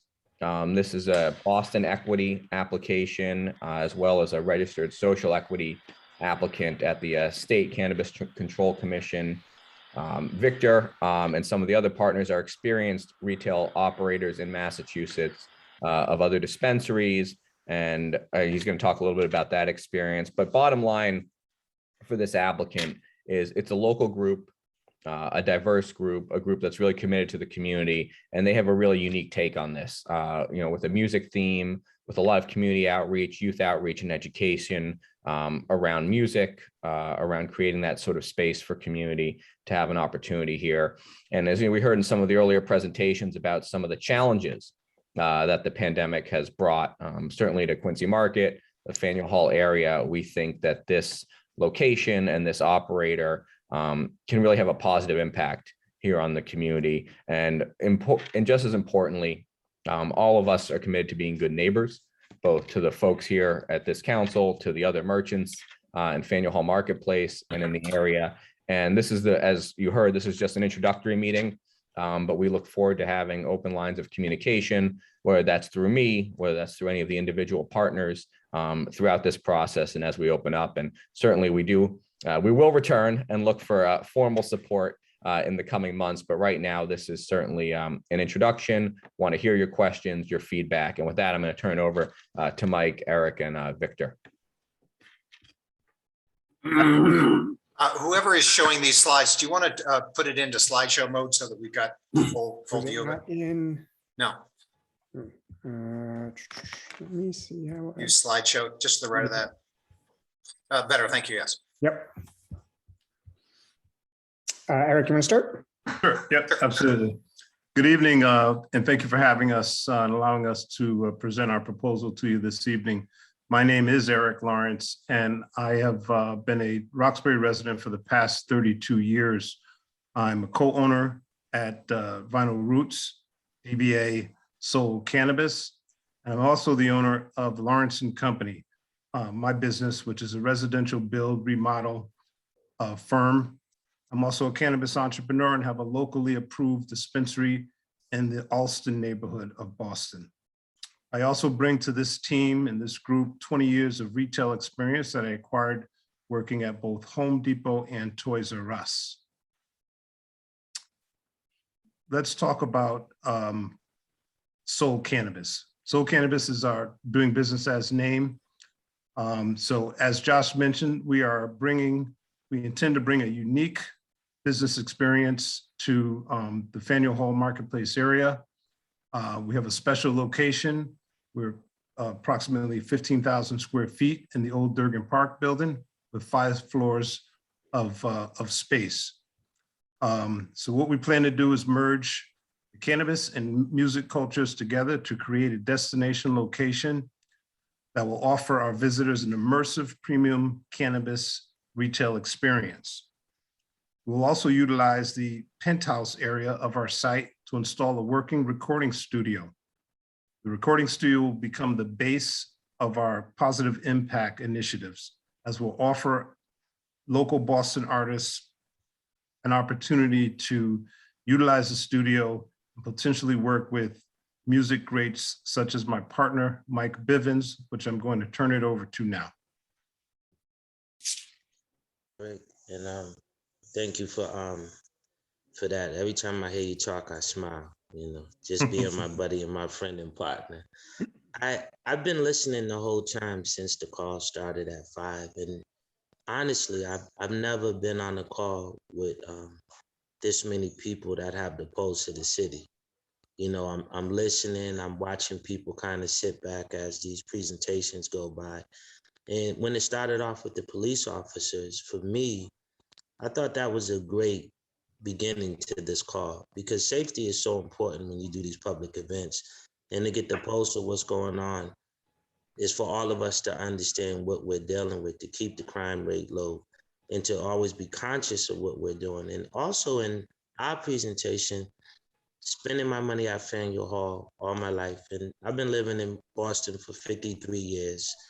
I'm a staple in the community of Roxbury, Dorchester, Mattapan, South End, and everything abroad. My mission and my dream was always to make people proud and to give kids like myself who had dreams to help it come true. And I've done that with day camps. I've done that sponsoring people out of recovery programs. I never really looked down on anybody, because I find that where we come from in our city, we don't get a lot of inclusion. You know, we're from the other side of town, and we have to have a clean record to even be a part of something like this. You know, we have to have people look at us and make sure that it's okay and that we're going to be professionals and we're going to be classy. Can we articulate the vision? Can we see the vision? And I know Faneuil Hall, I know the Bostonians across the street, I know the different vendors are down there. Something like this is a different energy, and it's a different take as opposed to restaurant and merchandise. And that's the main reason Eric and I got with our team, which is a diverse team, Asian, white people, African Americans, because that to me is what the city represents. And that's what I see people doing down at Faneuil Hall, because I saw the young Black kids dancing over by the statue outside of the mayor's office. Like, to them, people go down there to entertain. And I've been in the entertainment business going on 39 years. It'll be 40 next year. I just had the pleasure of, you know, selling out Fenway Park August 6th with New Kids on the Block. I just left the Boston Garden 2 weeks ago with my other group, New Edition. I'm responsible for Boys to Men, which some of you probably heard their music, which is a takeoff of Motown. So my experience in music and entertainment and my experience in being in the community made this project exciting. And I understand it's a different take, because it's kind of like in the Faneuil Hall area. It's a soul cannabis project infused with music. But I actually think for where we've been in the last couple of years, I feel like a project like this would excite the area. I think people are looking to dream again, to get back on their feet. And we know what cannabis does for the medicinal side, the recreational side. It's a cool out thing. It makes you feel a certain kind of way. It is a premium thing. we went through what we went through. We watched other states, and then finally we got to this point where we can even have this presentation. And for me, I think we are some of the best representatives that could revive and bring that energy back to Faneuil Hall and have it in a safe place, and especially getting with the other folks that work around there to ensure that our business will continue the tradition of the Faneuil Hall area. But more importantly, we will excite it and we put a new energy there. And I think our building and those 5 floors will be rocking and be under the rules and regulations that I've been listening to when other people, I heard about the music, just making sure the decibel's right. Young people want to turn the music up too loud. Like whatever those criteria are, as we keep moving to this, we want to make sure we dot every I and cross the T. But I'm here because a lot of people on my side of town, they would have never thought they could get on the line like this and speak to the many people about a dream of owning something and being part of a team down at Faneuil Hall. That's just not an everyday dream. So I'm only here today representing all of those people who need a voice and need a face that they could recognize with. And that's what Eric and I bring to our team. We are the dream of hope that sometimes get lost on our side of town. Victor, if you would like to come in, it'd be nice so we can go from us. Thanks, Mike. So my name is Victor Chang. Myself and my 2 partners, Todd Fenard and Eric Liebman. We have a licensed company called Cypress Tree Management. We have a doors open dispensary in Newton, Massachusetts. It's right basically at the intersection of Route 9 and 128. We also have permitted sites in Natick and in the Fenway area, both of which are moving into the construction phase. So, we really are here just to support Eric and Mike in terms of the operations and, the CCC guidelines. And then as also part of the team is Josh Fink, who is part of Mike's management group, and then Adam Franklin, who's the president of Franklin Sports. So a 75-year-old sports equipment conglomerate that's headquartered here in Massachusetts. And something to note, we are a minority majority owned applicant. Look at the equity structure. It is primarily owned by minorities. In terms of the location, it is in the Faneuil Hall district. It is in the former Durgan Park space, right? As we look at the city's half-mile buffer zone, which, obviously the city has sort of broken the buffer for a number of dispensary operators. We've put pins in the map of the ones that are, Ascend here, and then Patriot Care over on Milk Street are the 2 that are open. Verdant, Roster Roots, and Pure Oasis have gone through the city's process and approved by Boston Cannabis Board. And so we would be, the next applicant to come in this part of the city. That being said, we view Faneuil Hall as its own sort of economic retail microcosm. Sort of pre-pandemic, the Faneuil Hall saw 22 million visitors per year. And for us, we have a strong belief, as all of us, we all grew up in and around Boston, have been here our entire lives. We've seen the sort of the size and scope of what Faneuil Hall can be. And we are all strong believers that Faneuil Hall will return to that, prepared to put significant capital into this project behind that belief. So, to us, we are we big believers in just the retail presence that Faneuil Hall can be. In terms of just in and around, the other great thing about this site is there are a significant number of paid parking lots. There's easy access to 3 different T stations and bus routes, as well as blue bikes. So we do view this as a convenient location for pedestrians to reach. Eric, turn it back to you. Eric, you're on mute. Sorry about that. Yeah, thank you, Victor. So Soul Cannabis, our goal is to make a positive impact on the communities that are surrounding us. We've partnered with a couple of organizations, nonprofits, that will help with this initiative. Feed the Hood is a local Roxbury nonprofit that provides essential goods and food to marginalized and underserved communities within Roxbury and Dorchester. The Big Hope Project, another collaborator of ours, is a cannabis advocate for social equity. They do things like Mike had mentioned, a lot of us can't enter into this industry because of being penalized for cannabis prohibition. One of the big initiatives that they do is they work to seal records and expunge records so that people can enter into and participate in this billion-dollar industry. So we'll also offer our associates paid volunteerism. We would like to coordinate them to work with Feed the Hope in passing out essentials and food, which they do on a weekly basis. And we're looking to also collaborate with the Faneuil Hall Marketplace vendors to actually support that initiative as well. Next slide, please.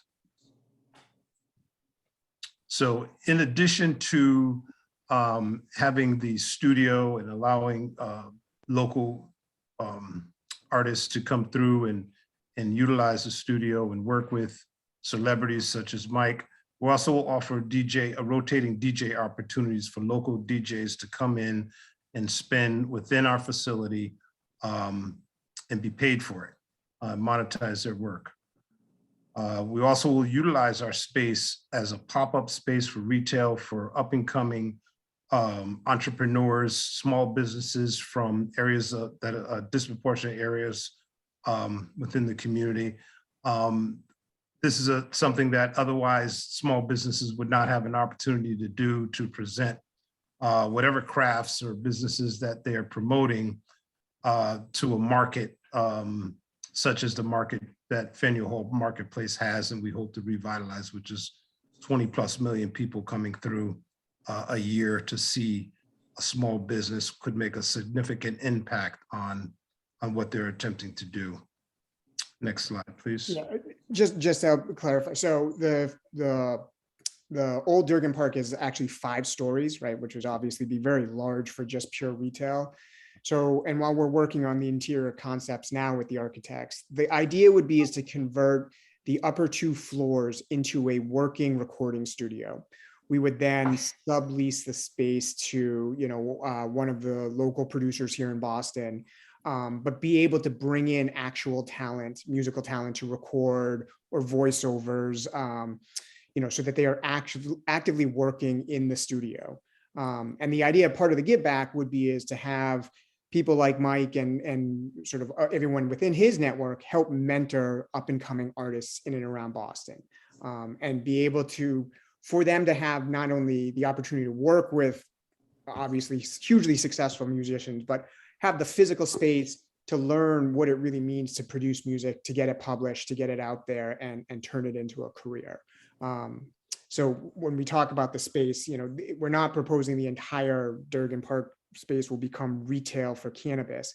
It is intended to have quite a bit of different use. Victor, can I say something too? Yeah, jump in, Mike.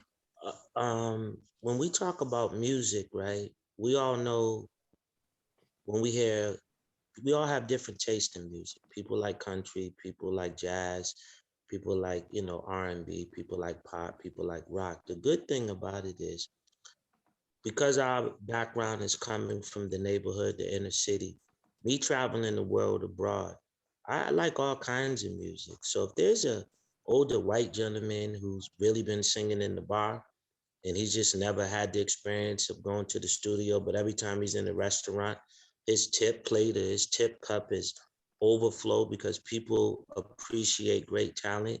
That studio is going to be just as diverse as the team, or I wouldn't be a part of it. And I think that people of all ages still have a talent, and some people are still trying to get the dream, and that's what I'm hoping this Soul Cannabis project does. It teaches young entrepreneurs how to do things correctly. It teaches people of all ages who's never been in the studio how to record, how to have something to say of your own to get it done, but more importantly, to hire people who never really had an opportunity to work in the Faneuil Hall place, show them how to do things professional. And then with us walking around a year or two ago, as we were getting to know the area, it was interesting. A lot of the carts, they were just so happy to see us. You know, they open up 10, 11 o'clock, they're opening up. And they were like, what are you guys doing? Hey, we're going through a walk through the Durgan. You know, we're taking old napkins out of there. And we were realizing just that day, and when we went back a couple of weeks later, the vendors were just happy to see us because the energy and the conversation of what we were trying to do, we immediately stopped getting familiar with the folks that we hope to work around so that they all understand that our push is to bring and raise the economic side of that whole area. But more importantly, with my national experience, this could be a statement, not just for Boston, but every other city, because the location is like something like a Times Square or something like in Los Angeles down by the Staples Center where the Lakers play. It's a different energy doing something like this in Faneuil Hall. And it makes it special because it hasn't been done. But the thing that makes it even more special is you have African Americans leading the way with a diverse group. So when people come into town and they come to the sporting event because we're a sports city, this becomes like a landmark. They want to visit it. They want to go to the other restaurants. And it's like, that's what really makes this so special. And knowing that we have to put this presentation in front of you, and maybe it's just not what you were used to or something that you think, let's keep things the way they used to be. It's a new tide. And I think Boston has always been in the forefront. That's why we have more banners than sports than any other city, because we're always staying in the front. Go ahead, Eric. Go ahead, Victor. Yeah, I mean, I think you touched upon the entrepreneurship, right? I think part of this too is we also want to offer the sort of the partnership team to mentor sort of young entrepreneurs, or not, I guess any entrepreneur, I should say young entrepreneurs. And in terms of all of our diverse background, I mean, myself, I come from kind of the finance hedge fund world. We have real estate people on our team. So, you know, I think we want to use this as a platform to really enable other businesses to get going. Eric, you want to talk about diversity and inclusion quickly? Sure, yes. I think we touched on it a little bit already, but I'll go a deeper dive. Yeah, we plan on being a very diverse. We are definitely of the opinion that our differences make us stronger, and we will prioritize our hiring locally from Boston residents, and the goal would be to have 75% of our associates be directly from Boston. You can see the mix and the breakdown of the diversity, our diversity goals there. 65% minority, 50% women, 10% veterans, 10% LGBTQ, and 5% of individuals with disabilities. We also will slot out a percentage for people who have previously been harmed and arrested for and have quarries on their record. So hiring those people that have been locked out and penalized for cannabis is important to us as well. We will offer a living wage to our associates because we know that Boston, wanting to provide employment opportunities and career opportunities for Boston residents, Boston is a very expensive place to live in. So we will offer a rate of pay that is above the average that cannabis dispensaries offer.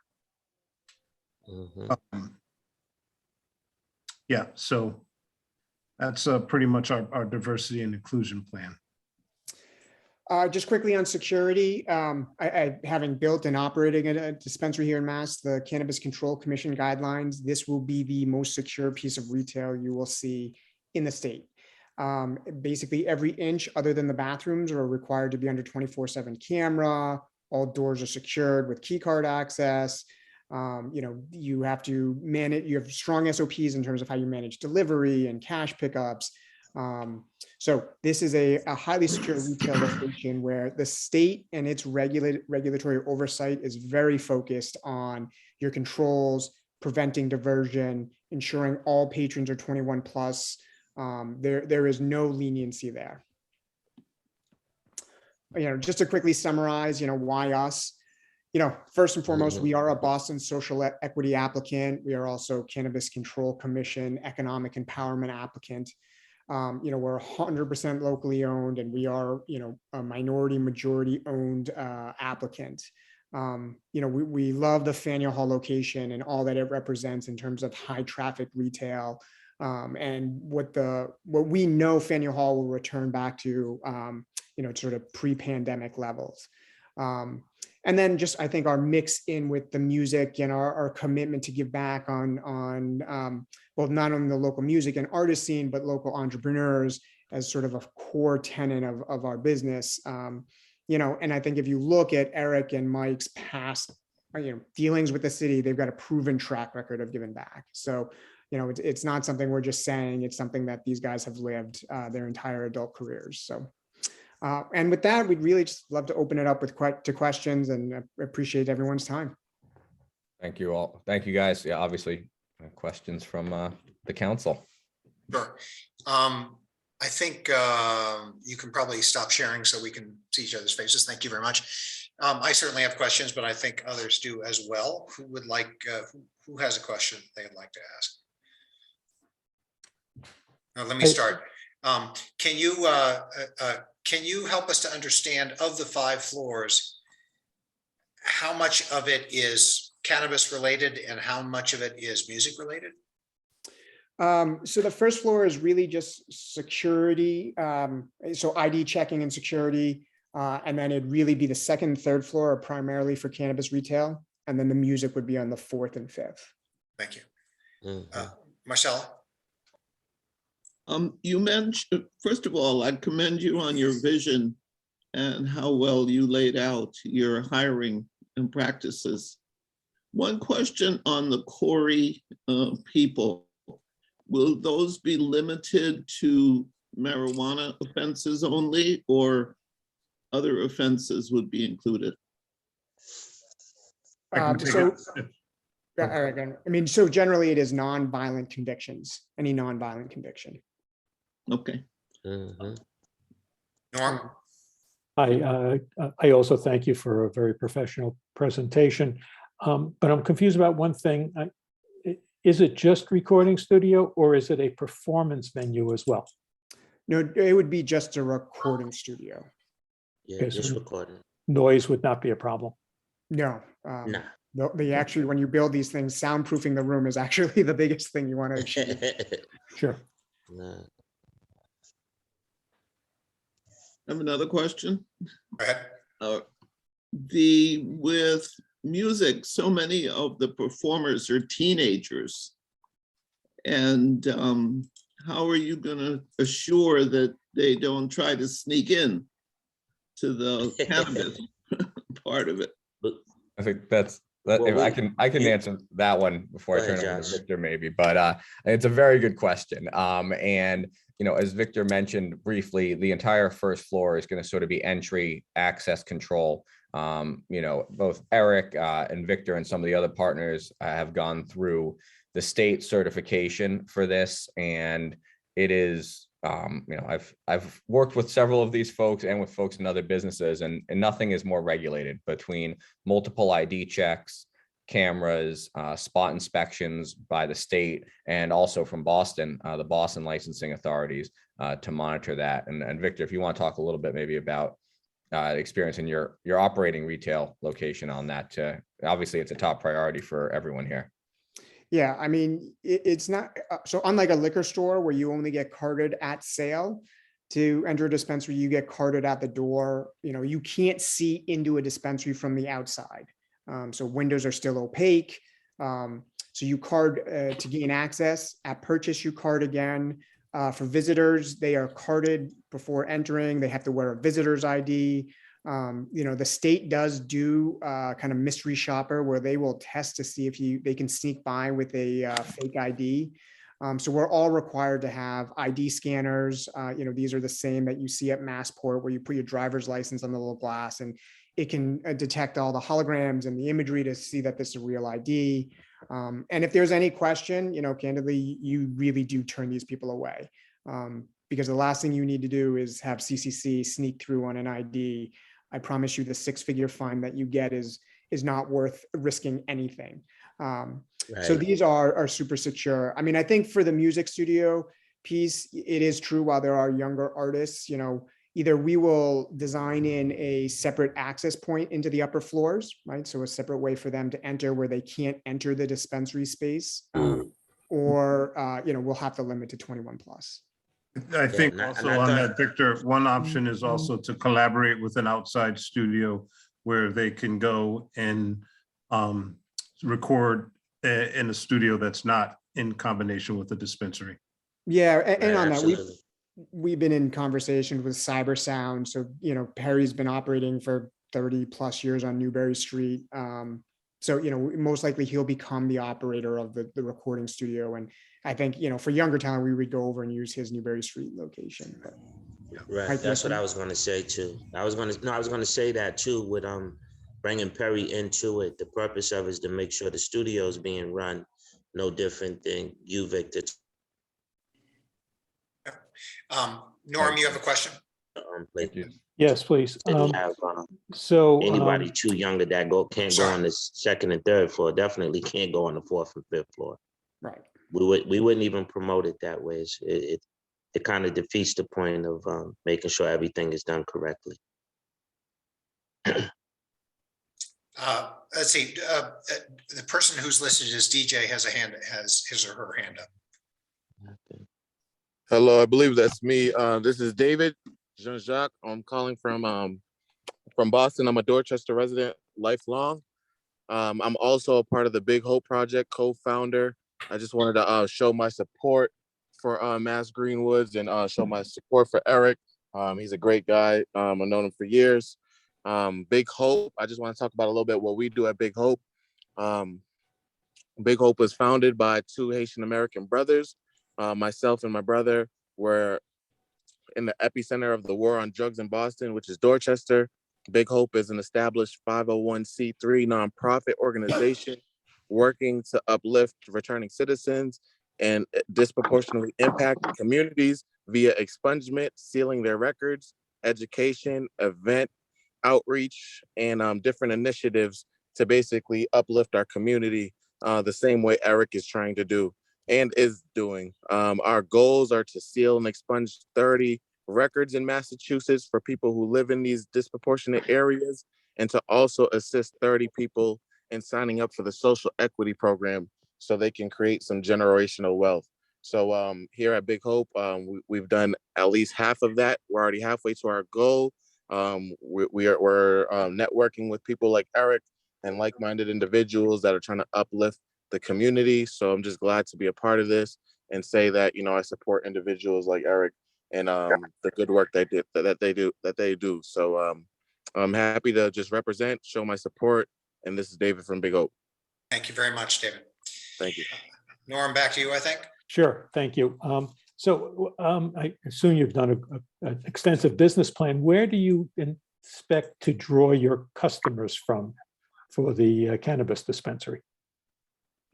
Yeah, again, I think this is where we believe Faneuil Hall is going to return and see significant amount of new visitors coming in, right? And so I think that is one piece. And then I think you are looking to build up, sort of your quote unquote regular customers, right? So if we can create a great retail experience, you'll get those customers who come in, whether they live in and around the area or they work in and around the area, become kind of their neighborhood store. Okay. And a second question, Faneuil Hall, especially during the summer months, is full of families with kids, and you're right on the doorstep of the Greenway, right near the carousel. Again, families with kids. What are you going to do to contribute to the neighborhood security and to prevent people from illegally using the product on the streets? Yeah, I mean, so we've made this commitment in our Fenway location as well, right? Where there'll be signage that is very clear as you exit the store that lets consuming in public is illegal, right? So the other thing we've offered up is to we would always encourage people, right? No different than public consumption of alcohol, call the police, let them handle it. But if anyone in the neighborhood is uncomfortable, we would happily set up an 800 number to our security desk, right? And we're happy to contact the police if someone is noticeably consuming in public, so that there's an easier access or more comfortable access to notify the police of that.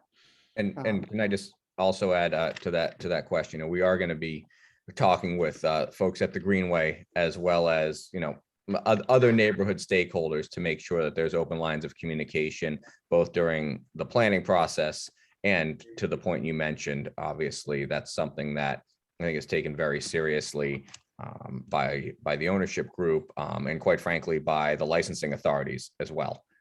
So they will be incredibly diligent both with admonishing folks not to use it, but also making sure that's reported to the police as well, and in collaboration with any other private security in the area. So there's that open communication there. So I would say, for what it's worth, I think the idea of what you're talking about doing from a music point of view is fabulous. I mean, the idea of those opportunities that you are going to afford musicians is really remarkable and wonderful. I can't find the connection between that and the cannabis dispensary.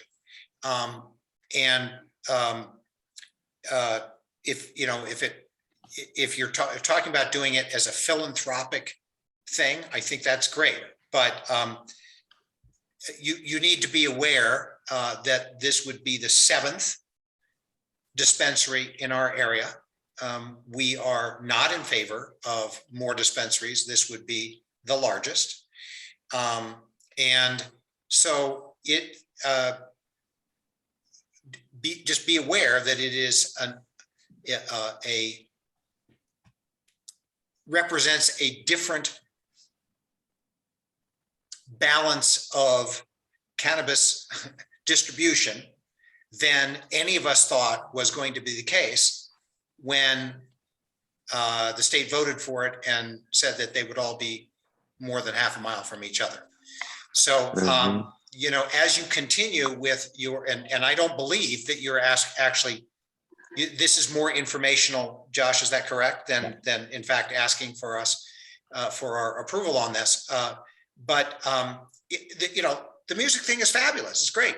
But I don't think you're suggesting that people buy their gummies or their smoke or whatever and go upstairs and record, right? Because they can't consume on the premise. Right. So it's really, we're talking about two completely separate operations as far as I can tell. And if there's a different kind of relationship there, you help us to understand what that is, because I don't see it yet.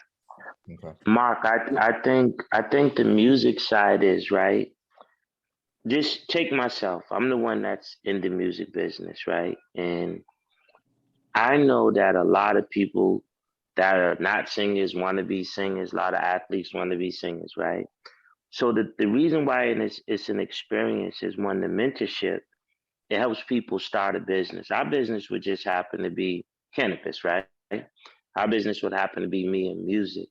So when you think about the ownership and what it's all about, when you normally go into a cannabis store, there's a little bit of music at a nice decibel where you can feel it. That's one thing. But if someone is of age, right, and say you take a good, beautiful trip, Mark, to Jamaica or wherever it is, right, and you go and you buy your smoke, you're going to go sit out and get a nice meal. They're going to play music, and the people are going to talk to you about the culture. That's a good experience for someone of age. And that's why it works for a certain ID going forward. But there's no way you can consume it after you purchase it and go upstairs and record. But the experience of it is in most cases, when you're having your moment, you're normally playing music, you're having a drink. And we're just trying to say, in this ownership and all of our backgrounds, this is what you get. Mike's coming from music, Eric's coming community, Victor's coming here, Eric's coming here, Todd's coming here. So it makes sense why we're all together. So it may not make sense from the other 6 locations, but it does make sense for the type of group that was assembled. because we're all coming in with our different backgrounds. So Mark, And we're trying to give it an experience. Mark, Go ahead, Bradley. may I make a comment, Mark? Please do, Brad. Okay, so I'm on the board of the Greenway and I live downtown and on the waterfront. And I remain like Mark, concerned that this will be the 7th. And the ordinance was half a mile, so I get it. To Mark's point, it seemed to me that these were two very different businesses, two very different, one a passion, one a business. But unlike Mark, I understand exactly why these two things are together, because the dispensary actually is going to make a lot of money and the other will fund the passion. So I understand exactly why these are together. But again, to Mark's point, you can't consume the product on site. So unlike going to Jamaica and hanging out, listening to music, these rules, this whole thing should be sort of bifurcated. That's two different businesses. And the rules would have to be dramatic as to what goes on the first, second, third floor versus what goes on the fourth and fifth floor. And it's complicated. I think it's so cool, the possibility. I don't know if that's the right location. I don't know if more space would be appropriate right in there in Faneuil Hall and Quincy Market. That's tough. But having said that, I get that this is a preliminary conversation. And I think the conversations with all the stakeholders should be intense, because if you can't use it on site, where are folks going to go use it? It's going to be out on the Greenway. So there's got to be a lot of really good conversation on this. Mark, can I follow up just broadly? Thank you, Brad. That's a really good point. What would be helpful if this group is willing, and you guys are giving great feedback, is other positive aspects in the immediate area. Obviously, there's positive impact plans that are required at the city and the state level. But you all live in this neighborhood, obviously. We are obviously talking to the other merchants in Faneuil Hall. We are talking to Greenway, as I mentioned, and others. But whether it's tonight or through email or whatever, we do want to make sure that we're touching everything and contributing positively. And like I said, not tonight. This is an introductory meeting, but hopefully earn your support in this process. Yeah.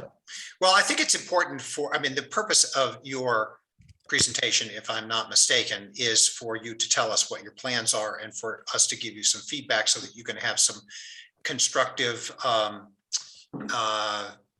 ability to consider what our thoughts are as you develop your plans.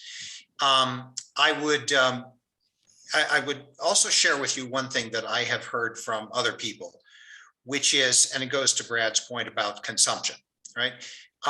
Those 20 million visitors, and I don't have the statistics in front of me, but my guess is that the vast majority of them are tourists, because it's a tourist destination, right? I mean, that's correct. That's the whole point. And I can't remember whether Stephen is still on the line, but I'm under the impression that you cannot consume cannabis even in a hotel, right? It has to be in your own home.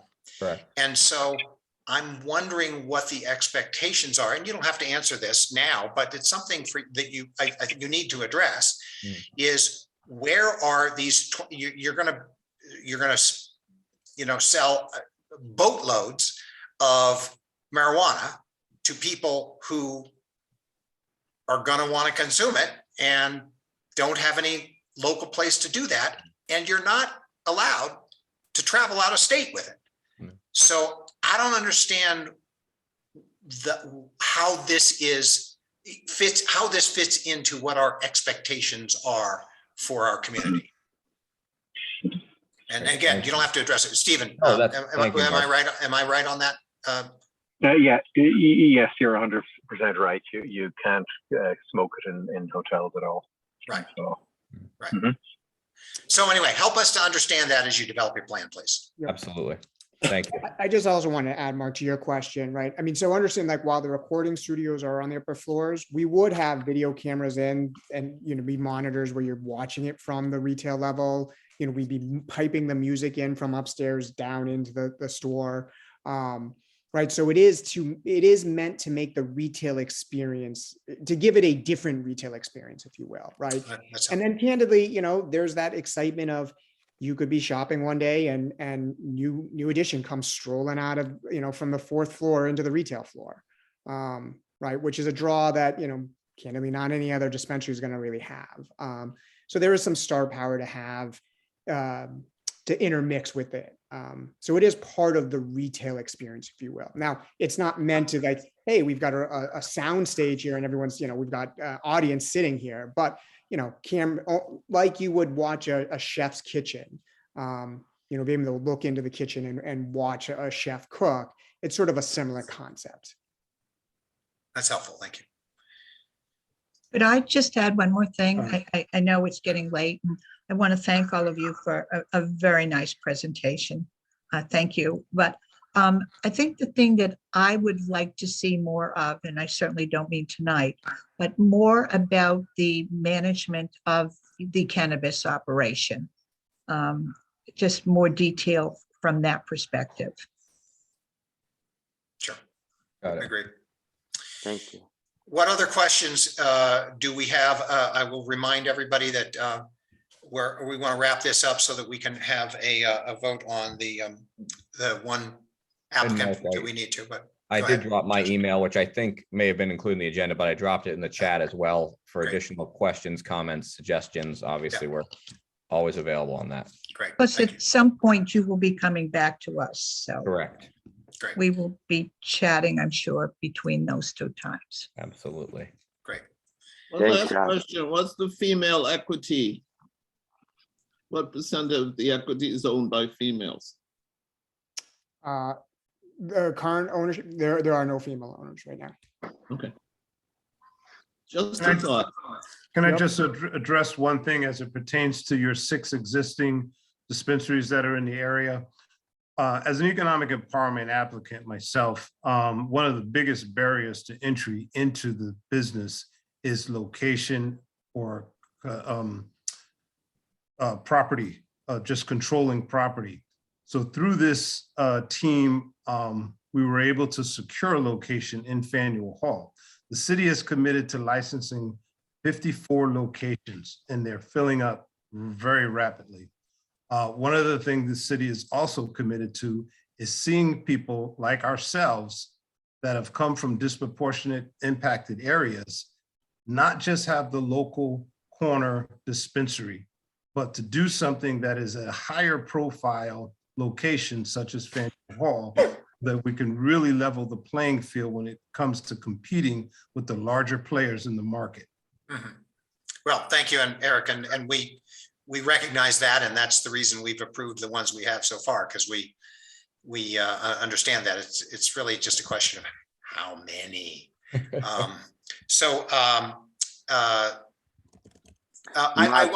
One more question, if I may.